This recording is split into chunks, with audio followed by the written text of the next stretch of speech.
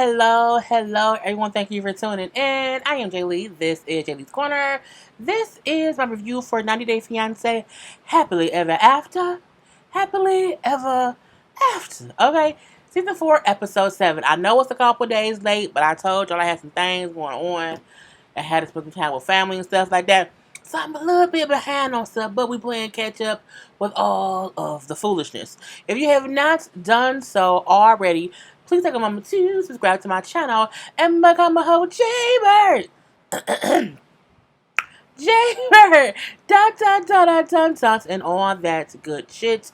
Do not forget to like, comment, share, subscribe, hit the notification button. Look in that description box because it gives you all the information. Who's in your theme song? Description box. Can I follow you on Instagram? Description box. Do you have a PayPal? Yes, that's not in the description box, but you can always mail something to my PO box. Okay, but always look down there because it always has some kind of information. Anyway, so we're gonna get started with these people. I had no pictures of time because I'm like, y'all know who these people are now. We know who everybody is, so this is what it is. Russ and Paola. Y'all know I always say that lady name. Is it Paola? No, Paola. I think it's Paola. We don't say Paola. Well, it's like Paula to me, but I'm not going to say that. And if y'all hear the wind, my fan is on because it's like 80 degrees outside. And, summertime. Okay? It is what it is. But, they are touring a birthing center because she is 8 months pregnant. And it's almost time to pop. I forgot to fill up my water.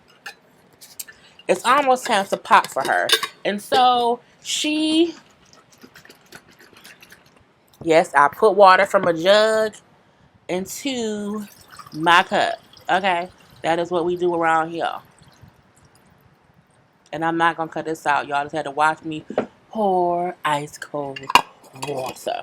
Anyway, so they're touring the birthing center, and, she wants like a natural birth. She brings up how in her country, people don't have the option to really have births in the hospitals like we have here in the States, but she wants as natural of a birth as she can have, so they're at the birthing center. Whereas Russ, he like, what if she's in pain? Like, what about medication? Like, this is very foreign to me. I've never seen a woman have a baby, in a tub, because y'all know the birthing centers, they have the tub, they have the pools, there are people, be in labor, be in labor and everything, and so he's like, what the hell is going on? But because he's from Oklahoma, so I guess in Oklahoma they all go to, I don't know, maybe the woods. I don't know, honey. So the woods or the hospital, one or the other, but they don't go to birthing centers. Anyway, they telling her how, you can have it any kind of way you want. We have our midwives here. You can be walking around, sitting down in the pool, in the tub. It's really up to you how you want your experience to be. So she has all kind of options there. He like, but what if she's in pain? Like, what do y'all have for medication? And they're like, well, labor is painful. Okay, I've had several painful births. Okay, it hurts to push a whole human out your vagina.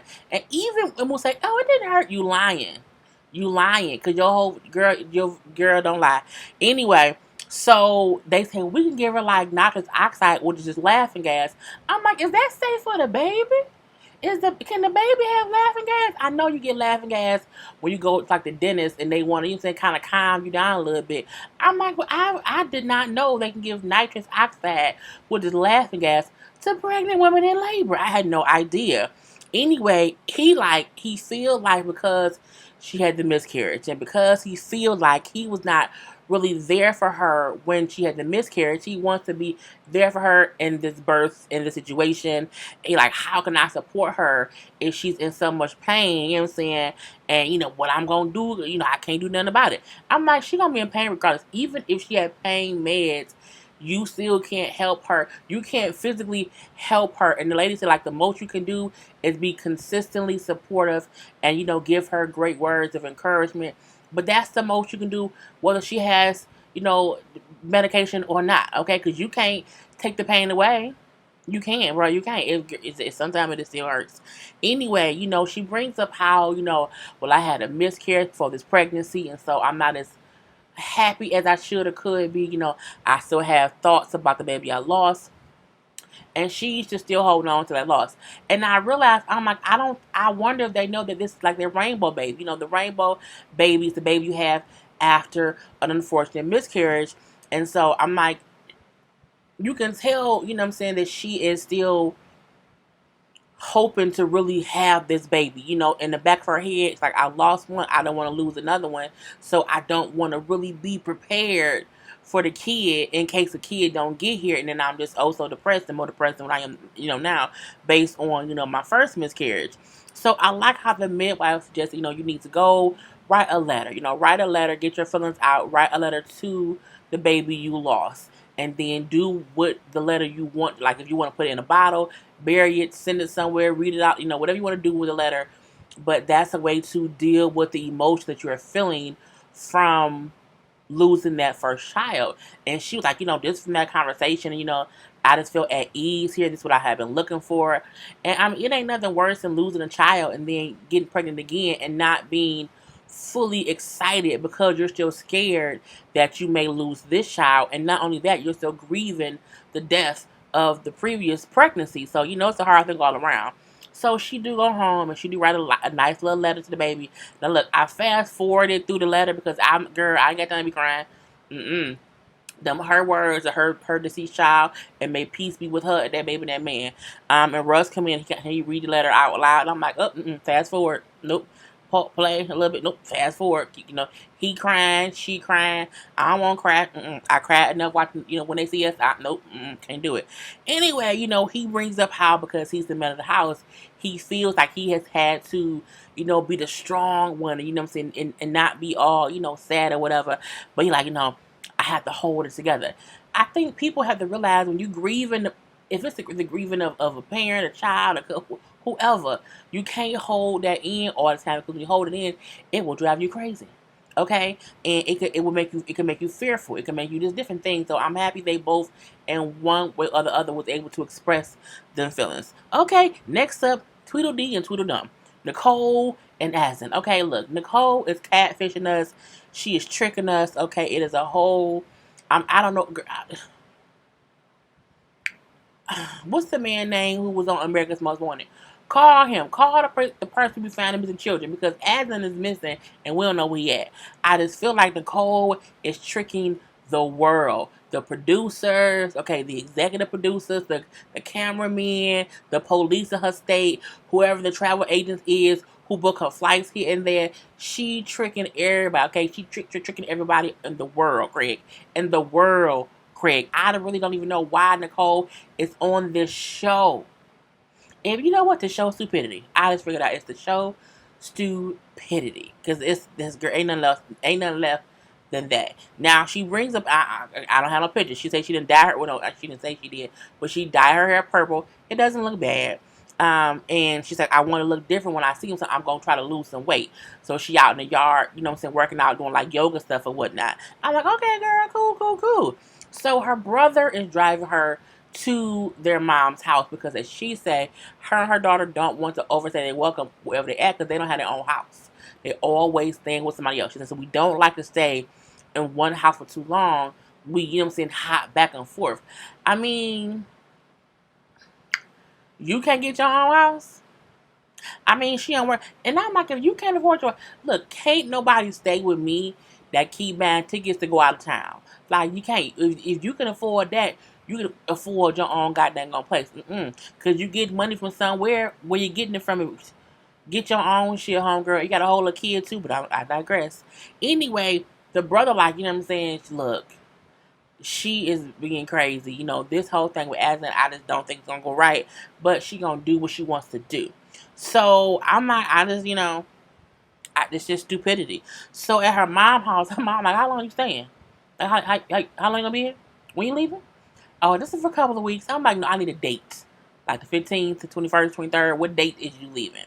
Oh, this is for when I go to Morocco. I'm like, so this girl said, well, how you plan to go to Morocco? What money you gonna use?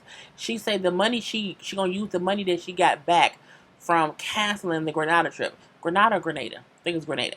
And I'm like, that's kind of crazy. And they said the last trip that she planned that he didn't go to, that he canceled last minute, she didn't get her money back. Look, If anybody ever cancels a trip on me last minute, I ain't never, ever, ever spending my own money on a trip again. I'm just not going to do it. So her mom, like, every time she plans something to go see him or for him to see her, he cancels in some way, shape, or form. And I just wonder if he going to really, if she going to ever get back to Morocco. And I'm like, my thing is, I would just go. I would just go to Morocco and say, where you at? Where's my fiance? I wouldn't wait for him to he can't stop you from getting in the country, I don't think. And, well, he may be able to, that's a different country. But he ain't got the funds to do shit no way. So, girl, go what you gonna do. Anyway, they keep asking him, well, are you sure he won't cancel this or cancel that? And why did he cancel this time again? Oh, he had a family emergency. They're like, well, what was the emergency? Oh, I can't tell y'all that because I wouldn't tell anybody, y'all emergency stuff, but I know what happened and it's perfectly okay. I get it. He still wants to be with me. I'm like, girl, you are up here talking yourself to believe what you saying. You trying to tell yourself it's true and yourself don't believe yourself. And it's a bullshit if you ask me.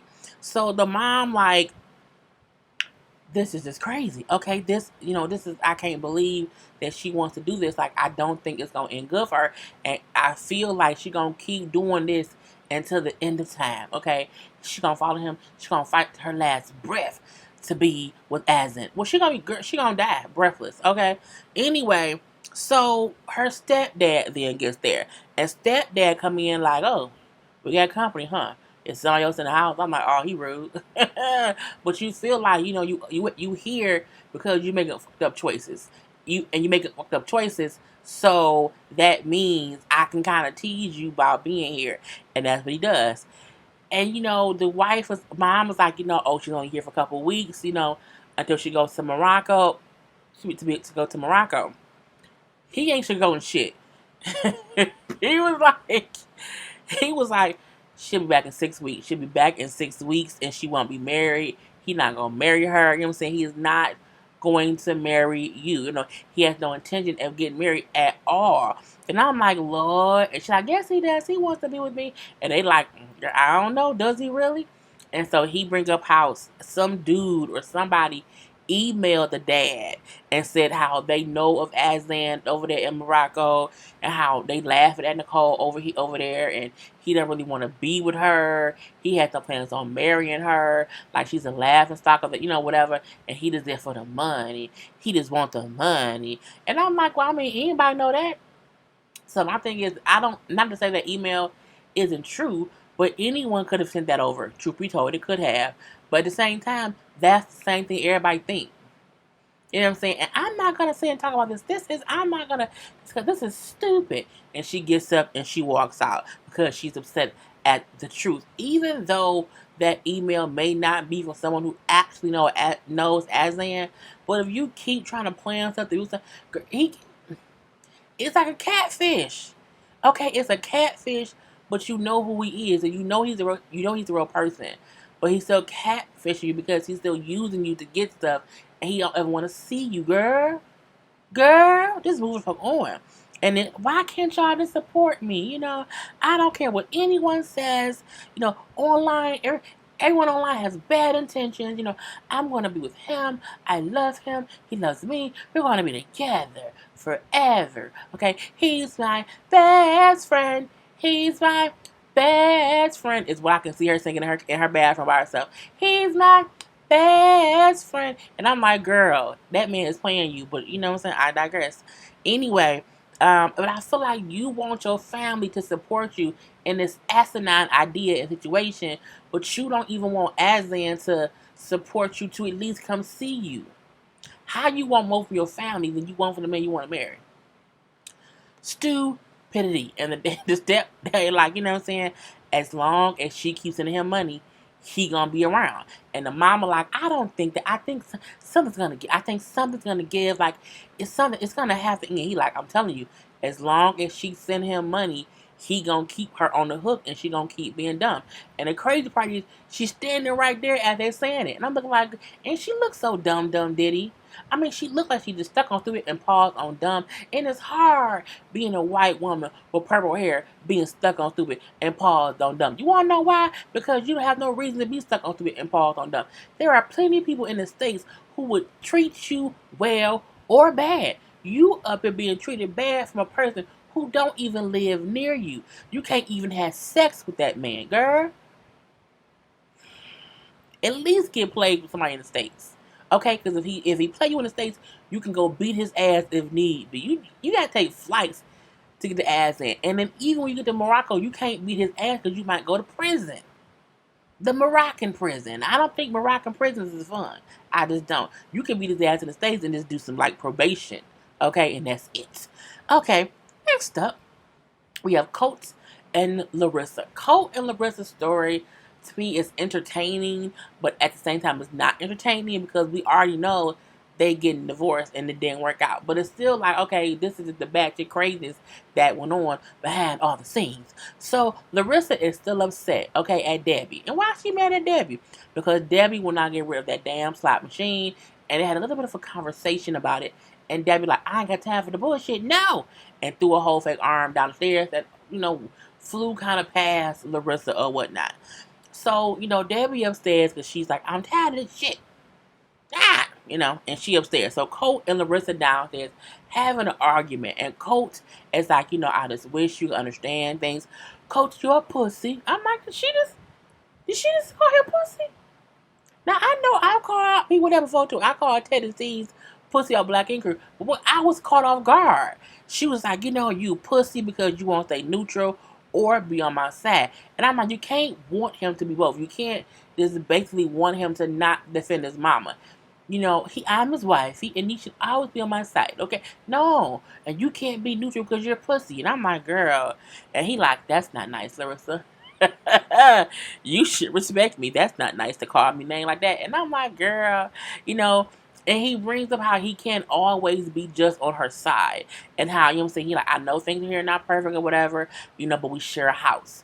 We share a house. It's three of us, so that's just kind of what it is. And he also brings up how you knew the situation when you moved here. You're a pussy. That is not the truth. You're not a man. Okay, you're a mama's boy. Oh mom, I'm so sorry. Okay, I love you so much, mom. I'm like, girl, calm the fuck down. And it's weird because she really just don't want him to defend his mama at all. And I just don't, And then when he talking, she like, shut up, you're a puss. You're a pussy. You told me, living with your mama will be temporary. And, what I'm saying, you're not a man. I can't talk to a pussy. And she walks away. I say, oh, Lord Jesus. And the whole time, Colt, like, that's the same crazy thing she was doing before when she got arrested the last time. I'm like, oh, Lord, she gonna get arrested again. But we do know that she did get arrested again, so it is what it is. So she outside by herself, honey, just messing with her nails and acting like, saying, I'm just saying it come because Colt won't defend me. And, she only cares about stuff when I touch it. Not until I say something, then it's a big issue. This is my thing with Larissa and Debbie. I feel like they live in one house and they probably do avoid each other the most. And when they have to talk about stuff, it's like a boom. Okay, it's an explosion because they don't like each other. And not only that, I feel like Colt probably told her, my mama live with me. And eventually, we can not have her live there. I feel like Larissa thought eventually really meant 2 months. And I mean, because y'all ain't been together that long for her to act like, okay, your mama been here for so long. I mean, people live with their mother-in-laws and it don't be a big issue. Larissa don't like Debbie and Debbie don't like Larissa. And they be picking at each other. So Colt go upstairs and talk to Debbie because of course Larissa don't want to talk to him. And he's like, it's kind of crazy. Now he brings up how he just wish his mama and Larissa could get along and he wish his mom would just try to get along with Larissa. But Debbie don't like that bitch, okay? Debbie like, fuck that bitch. Okay, I don't care. I don't like her. She can kiss my ass all up and through. So he tells her how she's like, how did y'all even get on the conversation of slot machine? He like, I don't even remember how we got on the conversation. It really came about because they was decorated for Halloween, And she's like, okay, when we done, when Halloween is over, can we like redecorate the house and can we move that slot machine? It was really innocent or whatever, but I'm like, Colt, he may not remember because he just kind of crazy. So for the most part, he like, look, it's not a big deal. Okay, it's not a big deal. But at the end of the time, at the end of the day, you and Larissa are both stubborn. Y'all both, do your own thing. But when y'all collide, it's like two androids collide. It's just a big old explosion. I'm like, that's really, really true. And he tells her that even though the issue is not a big deal, he's like, I also don't think you have to get rid of the slot machine. I remember her saying that was a gift that Colt Daddy got her, and I can understand if you feel like, okay, she here, most of my stuff been moved out. I want to have this one last thing. I don't think there's anything wrong with wanting that one last thing. I'm like, can it fit in her room? No, I don't know. Anyway, Debbie like, look, y'all don't want me here. You know what I'm saying? Y'all don't want me here, and so maybe I should just move out because I'm too old. I'm tired of this bullshit, and I don't want to move out. Okay, I don't want to, but y'all don't want me here, and I don't want to be here in this bull of the shits. And Colt like, oh, mommy, mom, mom, mom. Mommy, that's how I can see Cole doing. And so he brings up how, I lived with my mom my whole life. And I feel like I would feel guilty if my mom had to move out. Well, you are the one who moved a whole lady in your house who don't like your mama. The foolishness of it all. Jay and Ashley, really, really, really, really, really easy. Okay, they trying to make it work out. I don't care. He's excited because his sister and brother's coming, and also his sister who had a whole baby is coming, so she bring the baby too. And I'm like, girl, okay. I want to hold the baby first. Addie, shut up. You can't do that because it's not your niece or nephew. Just shit. Just calm down. Anyway, the sister get there, and again, Jay has not been happy the whole time he's been here, and he hasn't seen his family, months and months and months. So he's ecstatic. And Ashley says she's happy to see him happy for once in a while because it's been total bullshit recently. And so the sister gets there, and so does the brother, and they're also happy to be here because it's their first time in the States. And as they say, it's so cold here. Well, that's what happens in wintertime. So they get back to the house, and Jay say, look, we have a dishwasher. We don't have those in Jamaica. And I'm like, that is crazy, the little things that they be like, oh, look at that. Oh, the windows closed by themselves. Ain't no dirt in the house because sometimes they have houses that the floor is like dirt, no tea, no shade. So, but they was like, oh my god, look, we have the dishwasher, and so they were like walking through the house. He was showing like, oh, this is our room, this is the kids' rooms, and this is that. And the sister said, you remember when we were younger and we had to share rooms, and we were like, oh, move over, no, you move over. So I'm like, so it is. I think it's her seeing how spacious the house is compared to where they grew up. So, I'm like, well, okay. The sister and the brother talk a little bit. They ask him, are you, well, no, the sister asked Jay, are you done with the craziness and the foolishness of you being on that app texting with some girl or whatever, like, are you done with that bullshit? He's like, yeah, I'm done. I'm trying to move past that. So for the most part, he told the sister how it was some texting type stuff, wasn't nothing major, whatever. He didn't see nobody, he didn't do nothing. Okay, it was just some conversation over text. And so the sister felt like, I get what he did was wrong, but it's not a big deal because he just, like, it was a texting app. Like, who gives a fuck, basically. So he brings up also how, as he has not filed his change of residency or his change of, it's like a status change from being like something to where he can work because he can't work because she won't file the paperwork, and so he's frustrated with that. And then it's just like, well, are y'all happy? Like, are y'all better? He's like, what it is, what it is. So we see they've been there for a couple of days, and it's almost Christmas time. So it's Jay's first Christmas in the States, and he's happy to spend the first Christmas with his siblings.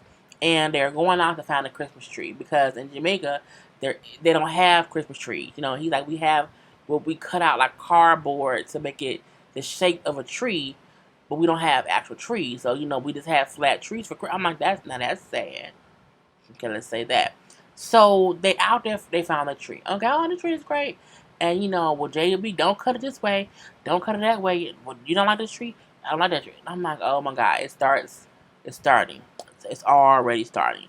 So they get back to the house with this tree that they didn't pick, and she brings up how her children are with their dad, and so she does not want to fully decorate the tree until her sisters, her kids are there. Now she said usually we go and I have a tree in my basement. It's like a whole little fake tree or whatever, and we do that. We got a real tree because Jay and his family. So Jay putting like the lights around the tree. Okay, and that's not right. Don't do that. You can't do that. You can't do this. And she brings up how she is a stickler for how her tree looks, and she has a certain way that she wants it to look. If that's the case, you should be just helping him do it, or you do it and have him help you. Hey Jay, hold these lights, okay? So I can string them. Like that's what you do. What you don't do is let him do it, and then as he's doing it, you critique every move he makes as if it's not right. I'm looking like I would have got girl. It's just a goddamn tree. Shut up. Okay, get your old tree from the basement and bring that up too. Y'all can decorate this. This can be my tree.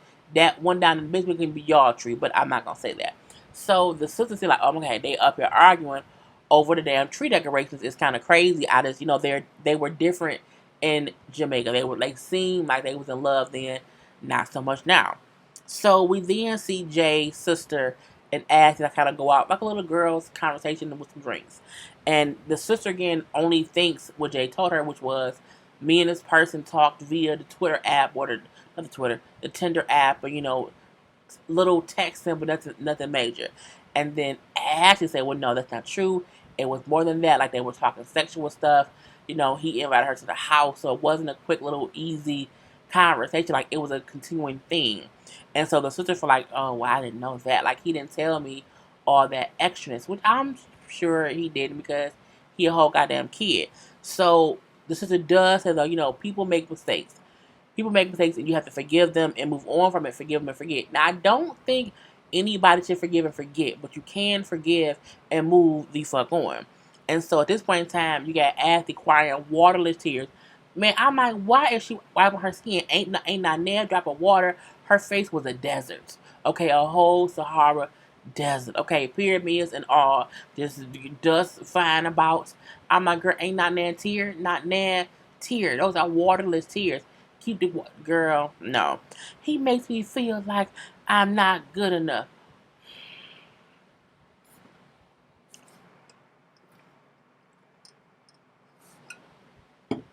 Ashley gets on my goddamn nerves, and that's how the episode that one went off. Damn, still. Who up next? This 2 hour shit between two. I'm tired. I'm tired. Um, we have Andrei and Elizabeth. I don't like Andrei. Andrei is stupid. Okay, he is dumb. A fucking idiot, okay? And so he feel like his wife stabbed him in the back because she went to her dad to borrow money for them to move. But where did you think the money would come from? Anybody who don't contribute to a person's pockets, okay, if you're not bringing in any money, you have no say so in what we do. So the issue was Elizabeth was a dummy to move in the first fucking place. My thing is, if my husband wants to move, I was okay. Can you afford to do it? Like, can you bring in the bread? Okay, the bread to do it. Okay, do you have the moolah, the dinero for us to move? You don't, not at all. Well, we ain't going nowhere. We ain't moving till you can afford it. Okay, until you can afford it. Because my one check is going to the baby in my belly. Okay, we ain't going nowhere. But Elizabeth didn't do that. She let her idiotic husband convince her to stupidly move out the free house into a paying apartment. I just don't get it. Anyway, not only that, Andre, you broke, bruh. You ain't got no money. You have no say in what's going on. So he gonna meet with her dad, mainly because she asked him go meet with my dad and ask for a job. She asked her dad if he comes to meet with you, would you give him a job? Now the dad is open to old boy working for him because like I know money gotta come in and he has to do something. Whereas Andre feel like I don't want to work for him. I fuck him. He gonna be on my ass. He gonna want me to do real work. If he don't like what I'm doing, he gonna want to critique me. I don't want any of that going on in my life. So for the main, they was talking for a little bit of a minute. The main thing is, Dad, like, look, I just want you to be able to provide for my daughter. Period. Okay? Period. Whereas Andre feel like I don't need your opinion. I don't need your handouts. I don't need your help. I don't need your shout outs. I don't need any of that. Okay, I don't need nothing from you, bro. You her daddy, I'm her husband, and I don't want to work for you. I don't need to work for you. I don't want none of that. I don't need shit from you. And I'm like, you stupid. You're dumb. Cause the dad like, look, she asked me if I would hire you. And I told her yes, because again, it helps y'all. I have no issue hiring you to do a job, but you gonna want to talk to me and tell me what I can and can't do. And he like, well, that's your problem. Your ego and your pride is making you feel like you can't work for me. So like, it would be strictly professional. Like, it ain't no bullshit. And again, Andre like, look, I don't owe you no explanation. I don't want to explain shit to you. You know what I'm saying? I don't want to talk about it. I didn't tell her to ask you to give me no job. I don't want no job from you. I don't want to work with you. I don't want shit from you, period. And the whole time, in my opinion, even though the dad is a little bit of a, idiot for giving his daughter the money to move, I would have said, no, you can't move, because it would have forced her to stay in that house because she would not have been able to afford it. But I digress. So, when the dad said, like, look, at the end of the day, I could hire you. I don't need to. I don't mind hiring you because I have work that has to be done. I have qualified contractors. This is a thing for my daughter. And he's like, I don't want to work for you. I don't want you. I don't want you as a boss. You'll be all on my back. Blah blah blah blah blah. Andre's stupid, and he left that place without no job, with nothing. He left that place with nothing. The same way he walked in. Okay, so we then see Elizabeth meet with her sisters to go over her registry for the baby. When she said, like, oh, it's something that I don't need, like, I don't need a high chair, I don't need a crib. They're like, you need a crib. She's like, no, I don't think we need a crib. And they're like, how do you not need a crib? Well, we're not going to stay where we are now for too long, so, we don't need it right now. And they're like, but you just moved in. When are you leaving? Oh, you just eventually, whatever. And then they're like, you're going to have to pay money to get out the lease early, and you don't have it. Like, you don't have it. And the sisters who are too pushy, who are too negative, who are too involved in all of the shit. But they do that because she tells them what's going on. You can't vent to people and tell them all the things wrong. And then when you stay with the person that has all these things wrong, and they say, girl, what you stand for? He ain't got no money, he ain't got no job, and he ain't got shit to do. What did you with him for? And you get upset, like, why y'all always my business? Because you keep telling them your business. So, for the most part, the sister's point was, you don't have no money, your husband doesn't work, he wanted to do trucking, he ain't doing that, and you keep borrowing money from dad, and that ain't fair. It's some bullshit if I ever saw some. And for the most part, Elizabeth feel like, you know what? Y'all need to just focus on y'all. Leave me alone. We good. Don't worry about what we gonna do, whatever. You know what I'm saying? And shit, y'all too involved. Just step back. Just step back. Well, stop telling them shit. Okay, stop telling them shit. Now the sisters ain't saying nothing we have not heard. Why he want to stop doing trucking? He only took one trip trucking and then he quit. Why did he want y'all to move out? He ain't got no money. We all know these questions that Elizabeth have no answer to besides he my husband and I want to support him or whatever. Girl, you sound stupid. So, but I like how they say, like, you should not be asking dad for money because that's like dad is getting played because again y'all ain't doing shit.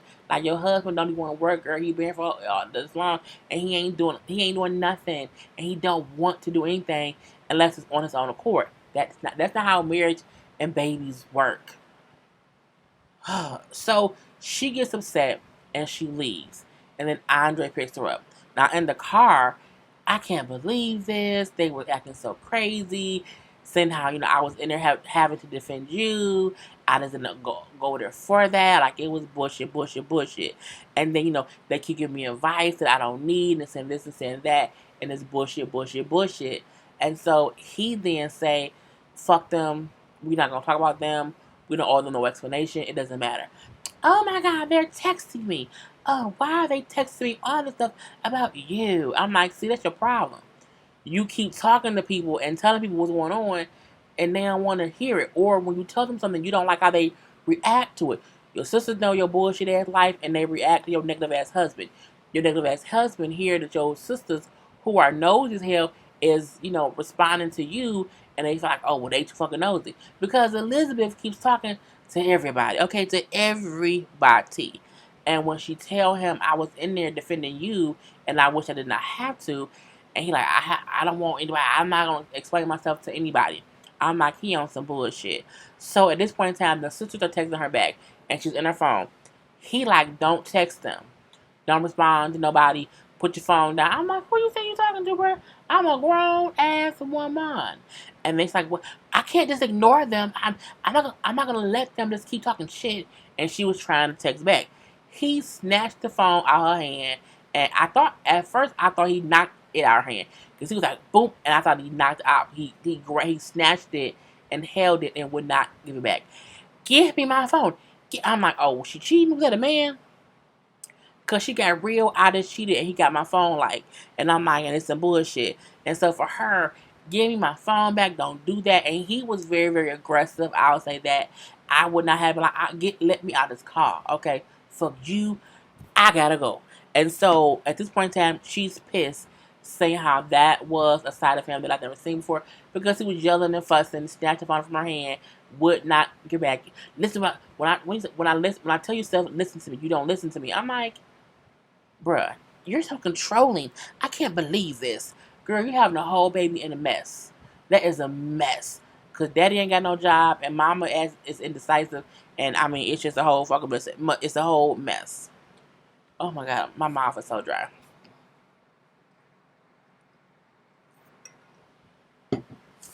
Last up, Pedro and Chantel. Pedro hangs out with his friends one more time, okay? Because Chantel is coming the following day. And his friends ain't shit. Because his friends is all saying how your wife coming here is crazy, you know what I'm saying? She's being selfish, she should get that you need time alone, you know what I'm saying? She come here to start drama, that that relationship is not good for you. And I'm like, I don't ever want friends who would talk to me like that if the issues I'm giving them aren't like real issues. Their issues are more like their family shit than them. You know what I'm saying? And while I do, like, I have a friend who going through something or whatever, and she's married, but they've been married for a long time, and she's giving this person time, her husband time to fix shit that he ain't fixing, and so now she at a point like, you know what? How much am I supposed to sit around and wait for him to fix shit? I want a goddamn divorce. But they've been together, you know what I'm saying, for however long.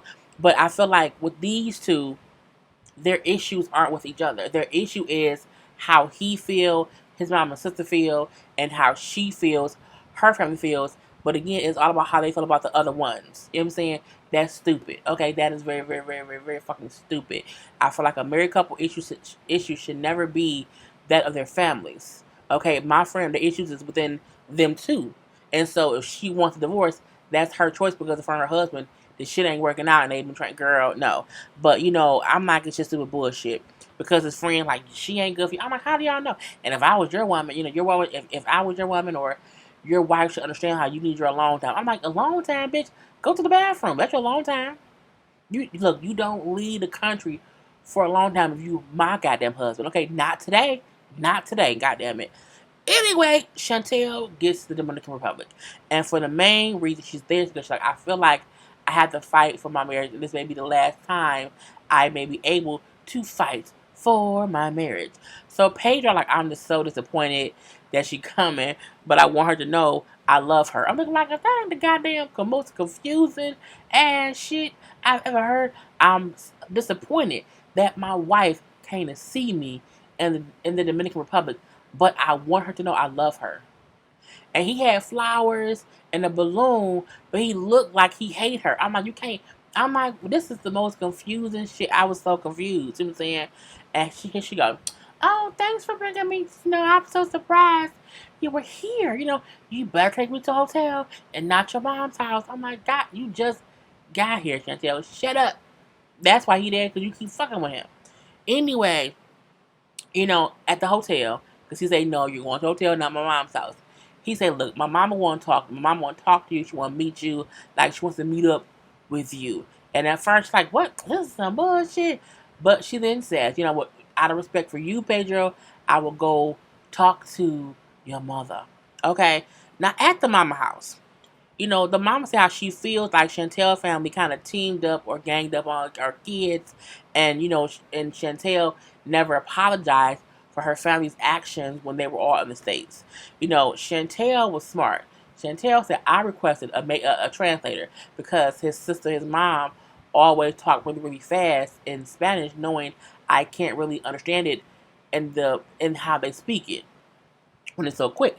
It's kind of how I sometimes talk very, very fast in English. Okay. Anyway, because I want the translator here so I can get what she's saying easily without having to wait for Mateo. Waiting for Pedro to translate. So the mama like, look, Pedro came to visit us. It was a great trip since he's been here, and all of a sudden you come and it all shattered. It all shatters. It was some bullshit. And she's like, oh, okay. And so I came here to spend time with my husband, and I want to do that, and that's just it. And so the mama then bring up the whole fight thing that happened before. Oh no, I don't want to talk about anything old that's already happened. It's in the past. I'm not here for that. But the mama saying, this is important for me to discuss. So Chantel says, okay, fine, we can discuss it. So the mama brings up how basically your family did this, that, and the third, and you allowed them to do it. You did not, do this and do that. Girl, bullshit, bullshit, bullshit. Chantel then say, look, Pedro was raising his voice. He was raising his voice and he was pointing his finger in someone's face. And when you do this a lot, this is, just disrespectful and it's rude and it's a button pusher. He was doing all that and then things happen. You know what I'm saying? He said, so, yes, she did yell back, but he was yelling at her in the first place. The mama like, well, your family don't know how to control their emotions. I'm looking like, well, goddamn it seems like neither do you. She then says, well, no, I think Chantel said, okay, we can agree to disagree about things, whatever, but I'll tell you this, I'm not going to be out here flipping over no tables, okay, like Pedro did. And the mom then bring up how, I'm not going to allow any disrespect anymore. And if I was there when that happened, I would have beat all y'all ass. I would have beat your mama ass, your sister ass, the brother, the auntie, the uncle, the grandparent. I would have beat everybody ass up in there. I don't think that would have happened, but it's okay. Anyway, Chantel, like, what, Pedro? Move back. Chantel then starts to speak in Spanish, okay? But let me make something clear. And she said, whatever. But she brings up how I'm not gonna say it's Pedro's fault. I'm not gonna say it's my brother's fault. I'm saying that your kids aren't innocent. And what you're a family, she's like, right, and neither is my family. You're not innocent and neither am I. So none of us are innocent in this. I feel like it may be the first time Chantel has said that. And that could have been her way of doing a peace offering, but at the same time, they're not going to be peaceful at all. And so once Chantel said her piece, like, what you have, my whole thing is, your kids aren't innocent. You aren't innocent. My family isn't either. But you want to blame my people and not take any accountability for your shit too. And that was the whole thing. Chantel then say, Pedro, pack your clothes up. We're going to the hotel. And the mama say, he can say if he want to leave, if he wants to leave. And oh, oh my God. Oh, you know what? Mama, you know what I'm saying? But he brings up how, that's his mom. However, Chantel is his wife, and he's like, I'm going to go to the hotel with her. He brings up how, I want to be a husband before I am a son, even though Chantel may not do that. You know what I'm saying? And they leave together. And Chantel's like, adios. I said, oh, bitch. Okay. Anyway, that was the whole thing. Oh, my God. 44 fucking minutes. I hope y'all enjoyed. Don't forget to like, comment, share, subscribe. All that good stuff. I am done. Peace.